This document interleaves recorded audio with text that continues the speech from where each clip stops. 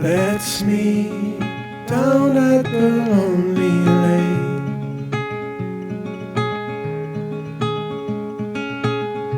before summer has gone away.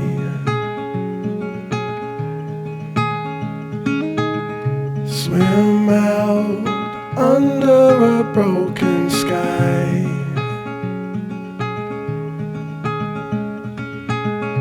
cold sun colored with shades of white. Wave goodbye to last summer.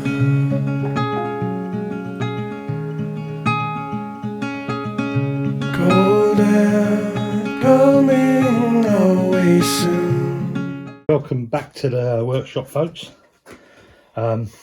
So today my job is glazing. This is the sashes for the kitchen Venetian window I made in the kitchen, and I've been cutting the glass out. This is old glass in good condition, just needs a clean. So I've cut them out to go in there. I've cut them all the sashes have got the glass in. I've just got to putty them now. And all that came from a reclaimed windows, kindly from Paul and Christy, our patrons. They've got a holiday home not far from here, and they come over regularly, and they were having all new windows put in, plastic ones, so they yeah, I had to get the garlic and the crosses out. But they put plastic ones in for easy maintenance because it's a holiday home. And they gave me all the old windows, so I'm reutilising all the glass. Anyway, let's get this going. So what I do is I run a bead of putty in nice and quickly. Don't take long.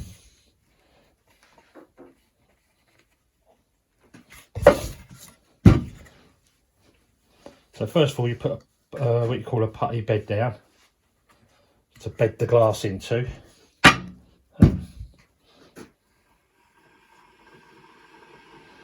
Right.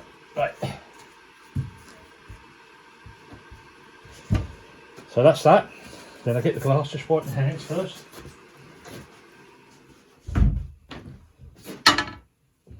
Put the glass in, making sure it's central. And then I push evenly all the way around. A lot of people like to wear gloves when they push, because in case the glass breaks, but I've never had it break on me, because you're pressurising the whole thing in one go, you see. That's it. That's pretty bedded in now. And I use these little things here, called sprigs. Probably showed you them before when I've done this. Put 4 of them in there. Well, in England we call them sprigs. So all I do is put a chisel at the back of them. So they got this little, like, I don't know if you can see that. It's got like a little hook at the back here that you push against, all right? And that just goes in there, that point gets pushed in. And what that does, that stabilises the glass and stops it moving out, so it stops it cracking the putty, or it's supposed to anyway. And also it's safety, you don't have to hit it with a hammer and bang. But the next job is I lay the surface putty on, which I do rather rapidly.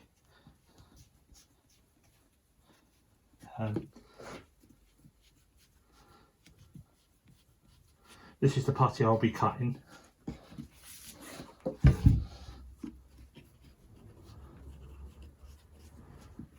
You can see that my arm in the way.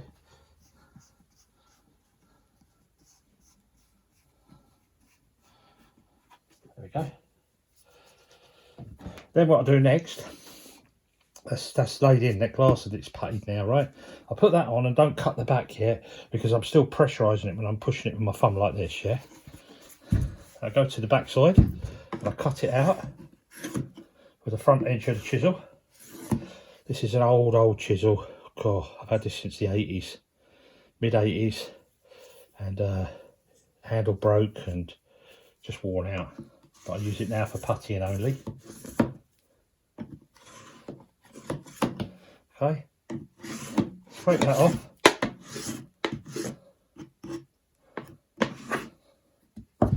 That's the inside clean. Okay, I like to just go over it on the corners, just push down in the corners.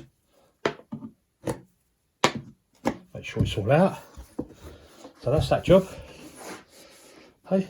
The next job is I cut the putties. So I find where the putty's laying. Just pull it along nice and evenly like this. Trick with puttying. One of the main tricks with puttying is to have good putty. And when I say good putty, prepared putty, I don't mean it's good that it's, I mean that one in the tub come out and that was nearly hard. I've had to make it like this. So I use this boiled linseed oil here, mix it in until I get that consistency with the putty. Right, so I pull it off and it ain't stuck to me, but it's pliable enough. Okay, so that's that one, first one done. Now cut this side, same again. Clean that off. Just close the corner in. Next one.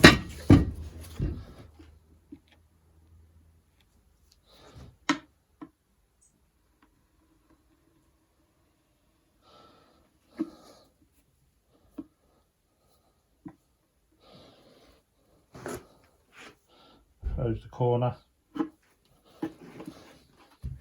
And last one.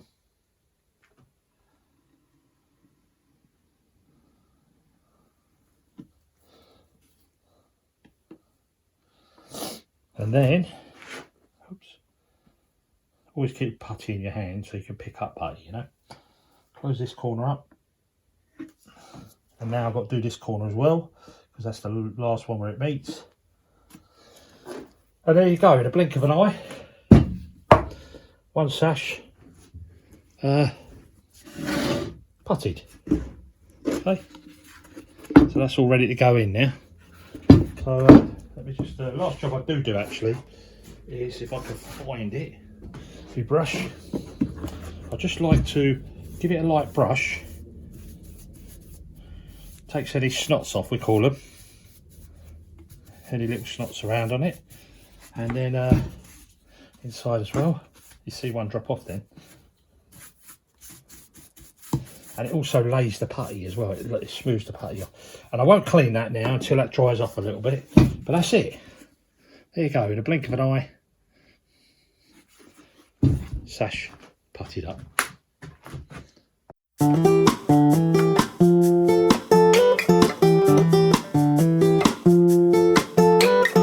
Chocolate chips and memories, coffee and homemade cookies, they make me feel at home. Father, brother, mother dear, you're so far but feel right here no matter how far I go. There's love inside.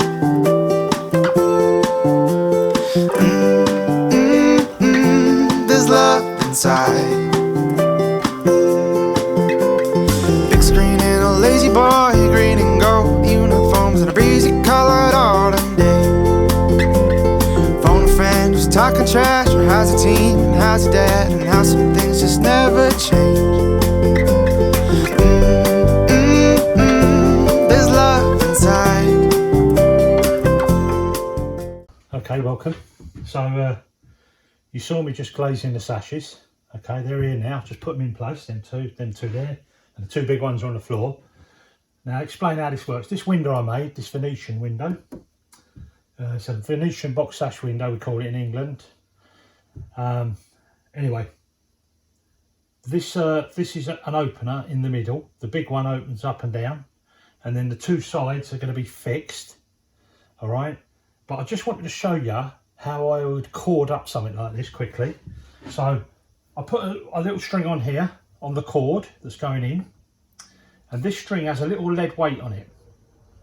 And in the UK, we call this a mouse, okay? Because it fiddles its way through the holes and, you know, finds where it needs to go. So all I do is, I feed the mouse down the wheel, okay, until it comes down here. Then I pull up the string, nice and gently, because they do get hooked up sometimes. And then, with a bit of force, I pull that through, okay. Now you noticed I fed it in the front one first. You always feed the front one first, because you always put the back one in first, yeah? So that's what you need to do, right? So I'll do the same on this side. Put that in there nice and gently. Feed that up. And these are pulley wheels, these things here, pulley wheels they're called. They're brass, they're solid brass. They're probably one of the best you can get. And they last forever. I mean, I'm not just saying this, but in 100 years, 200 years, if the windows are still in, they'll be as good as new. They last forever then, mate. Now make sure when I go around the back, I go round the back with the cord, drop it in again, feed it through till I see the mouse come down, grab the mouse. It's a little bit awkward here because I'm leaning right out. So keep feeding. And then it'll come down. And then it'll get through. And back in the day when I was a budding young carpenter out of my college and learnt in seating guilds to be a carpenter, I one of my jobs in the first year was working in a place called Islington, London, and it was back in the day before Islington was trendy. And let's get this house out when I'm talking. And a lot of the houses were in a poor state, hadn't been invested in. This is back in the early 80s, if you like, and you could buy them a lot cheaper in them days. Anyway, I worked for this fella, and he got me doing, I think it was 8 houses in the street. There was 8 houses.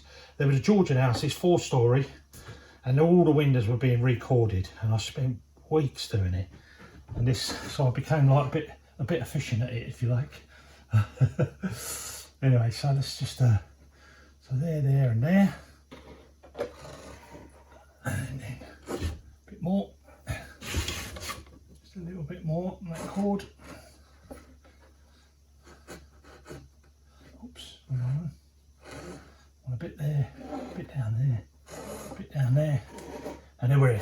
So there we are, right? So I'll take the string off. I'll do that now, it's a bit fiddly because I tie them tight. Right, I'll take that off and then I'll start adding my weights to it and I'll come back to you and show you that. Okay, we're back. So, got the cord off. This is it. It's just a little lead weight at a cord. The lead is rolled over the cord to keep it, hold it. This is one of the things I lose so many times. I've made absolutely hundreds of these things. I keep losing them. So I'm going to put this away, this one. Right, that goes there. Now, so there's my cord, if you can see that, and there's my weight. Okay, I've put my weight in. They're quite small weights. They're only 4.5, 5 pound each. This is a small window. Okay, now we do a particular knot for this type of weight because it goes through the centre of the weight, comes out on the side. Right, it's called a figure 8. All we do is fold it over the back under again, and pull. Okay, and that knot is self-locking like that. And then basically all I do is put it in here, the tail of it, if you like, pull it up and push that into the knot. Sometimes you need to give it a little whack with a hammer just to get it in there.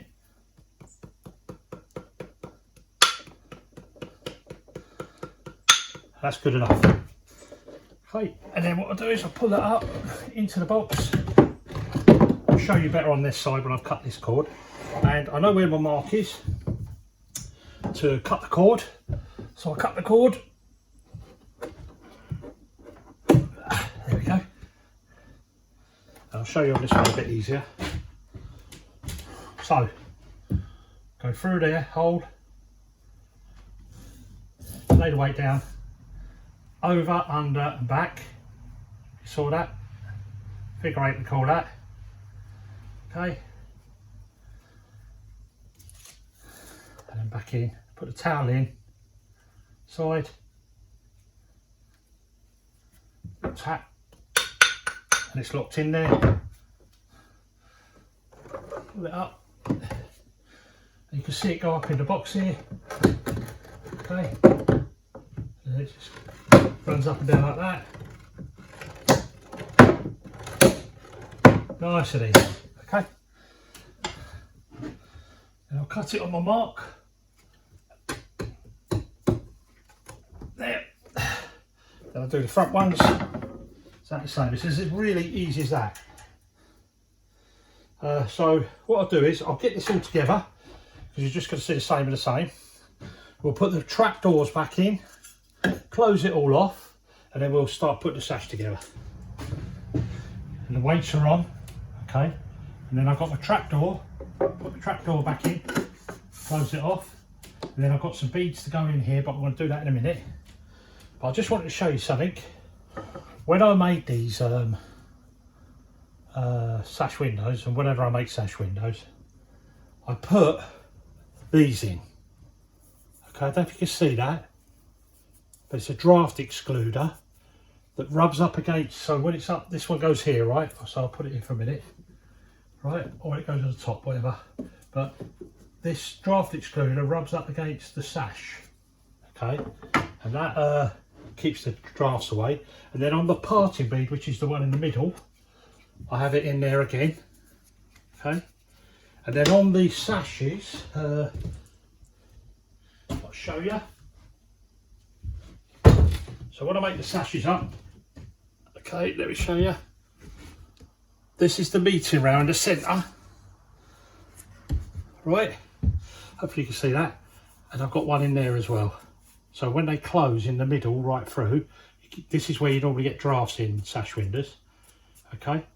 But I believe you need a little bit of a draft anyway. I really do. Because when you have a slight draft around your windows and then you get condensation build up, the draft evaporates the condensation. I've seen a lot of plastic windows that are fitted in houses, especially in kitchens and bathrooms, and they missed up badly. They're double glazed as well, and they still missed up, and it's because they haven't got the vents open, or they haven't got vents on it, so they have to open the window slightly to vent it. So it's sometimes it's a good thing. I think that's why these stood the test of time. They've been around for over 300 and odd years, these type of windows, or more I think, and that's why they stood the test of time. Anyway, so now what I'm going to do is, I won't show you because I'm going to just put the sash in, nail the two ends on, lift it up, put the beads in, put the beads, but I'll show you it now when it's finished, all right? But I just want to say as well, when you saw the cordage and it was like this across, we call that the cradle. So we're making a cradle, or cradling up the windows, okay? So that's called a cradle, and it's like when you used to do it when you were in school, you know, around your fingers with your cords, your ropes, or your hand, I don't know, whatever, string. You know, used to make up things and sing rhymes to it. Sashes are in, beads are on. Let me come up a bit closer for you so you can see. Just started putting these pulls on to make it easier for me and Tracy to lift the windows leaning over the sink, more for Tracy. And let me show you what they look like, closer up. So basically they're solid brass. They come wrapped up in these tissues. I brought these from the UK a long time ago. And they're the little pulls. They have traditional slotted screws on, okay, with the slots. And then this one here is for the middle of the sash, which is we call an acorn fastener, okay? So this is what locks the sash, okay? And it comes over like that. They're pretty items, solid brass, heavy as well. And I've got that for the whole house. They're all over the house. Sorry, that was all the way around. It's that way around. Okay, so that just locks into there and pulls up the other sash. And it's on a spring. Yeah. So as soon as you undo the window, you let go, it springs up, so the sashes can pass to each other. So that one's there. Let me just show you the sashes moving. So now they've got their weights on. I've only got one pull on here, but they move up and down nice and smoothly. You can hear that. That's the draft excluders all round here working, and the back of here. So that makes the windows work nice and smoothly. So I'm going to put this other one on now, and then fix the other two, and I'm finished on this one. On to another job. So the window's finished, all in, done. Everything's fixed, works. Let me just show you. So you undo this. This is called an acorn fastener in the UK. And then it works lovely and smooth. That's all I'll look at in a minute. And I've got the windowsill made. So look at that for figure. Oh my god, sweet chestnut is just so beautiful. I know I keep saying this, but this is a level above oak, definitely. So lovely. Anyway, looking good now. Just got to put the taps in the middle there, which I'll probably do tomorrow or next day. So window done, sill done, these tops done, island tops done. Now to work on the others. Tracy's been painting the door, both sides, so she's going to put the top coat on tomorrow, and we'll see that. Yeah.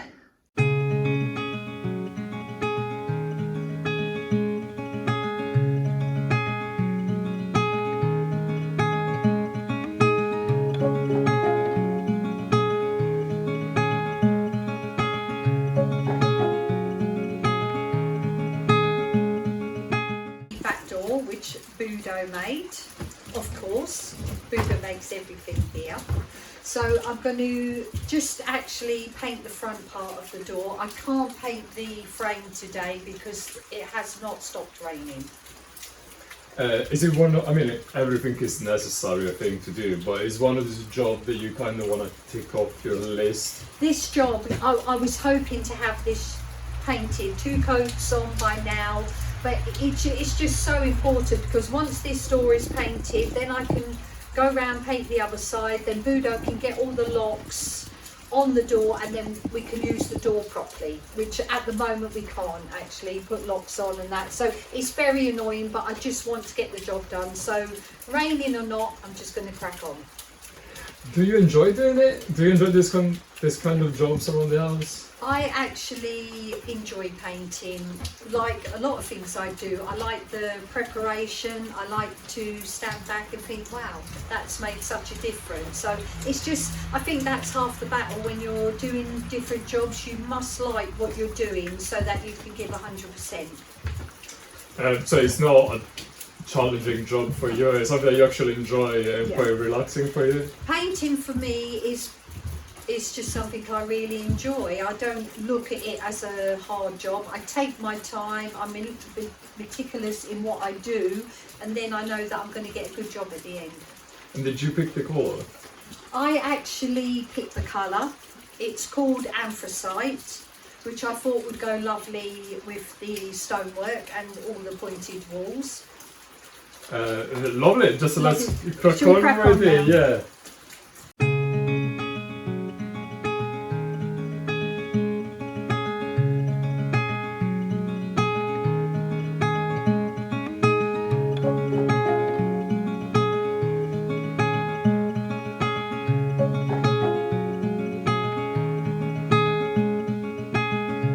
Let's meet down at the lonely lake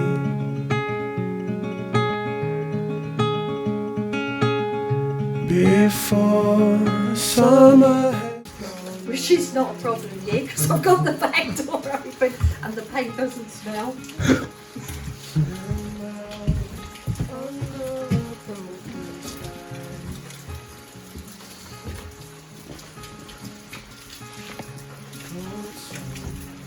Colored with shades of white,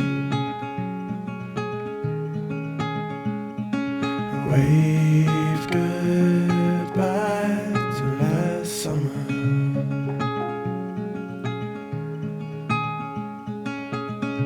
Golden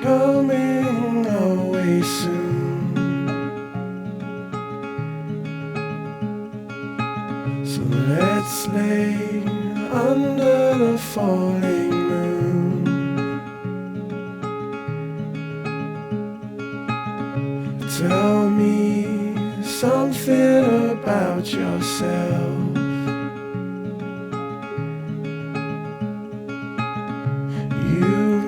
Welcome folks, so today my job is running up all these and them there.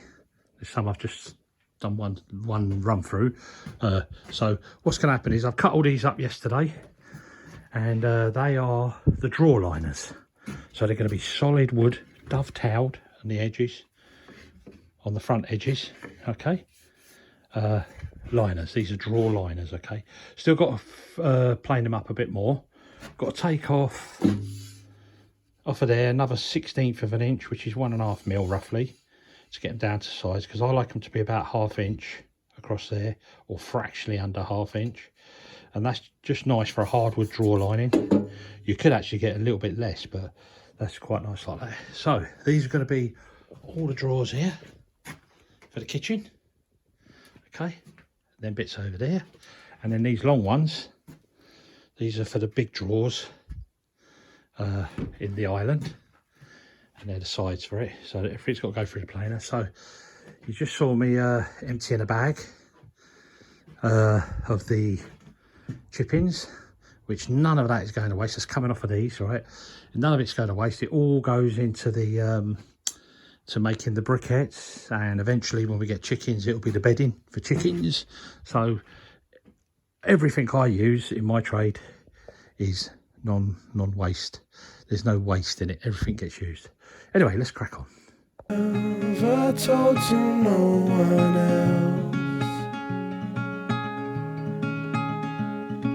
Say goodbye to lonely nights last summer.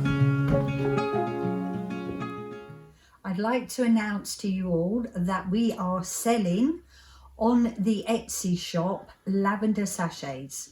These lavender sachets are organic lavender, which comes from our lavender fields here in Normandy, France, which myself and Budo are growing ourselves. They are harvested, dried, and then put into these sachet bags. These ones here are quite special. The fabric that I use to make these lavender sachet bags come from the Chateau farmhouse fabric, which I use to make the Roman blinds. These are limited edition, so there's only a few of them left on my Etsy shop. Now these also are available. These are all hand crocheted by myself, and they're called crochet pouch bags.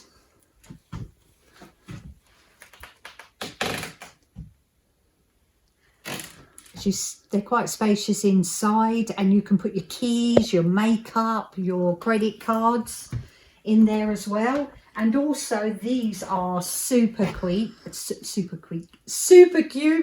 These are also crocheted by myself, and these are mini pouch, and you get a free refillable lavender sachet bag inside, and they can be hung in your wardrobe, on your wing mirror in your car. And I think all of these will make perfect presents, either for yourself, for friends, and also for Christmas, even if you wanted to give them as like a favour when you're having a wedding. They're called favour bags. So hop along to my Etsy shop. The link to the shop will be in the comment section of this video, and also I'll put it into the description. And there's lots available, and also the more you buy, the more discount you get. So I would just like to say to you all as well, don't forget to give us a big thumbs up if you're liking our videos, as this helps us immensely in the analytics of YouTube. And also, if you'd like to be on the coffee fence and have your own name put on a personalised heart, then why not pop over to Buy Me a Coffee and buy us a coffee. And last of all, if you'd like to get behind the scenes, which our patrons at the moment are getting, to do with the filming, then why not hop along to our Patreon page and support our journey there. Thank you all for watching, and we'll see you on the next one.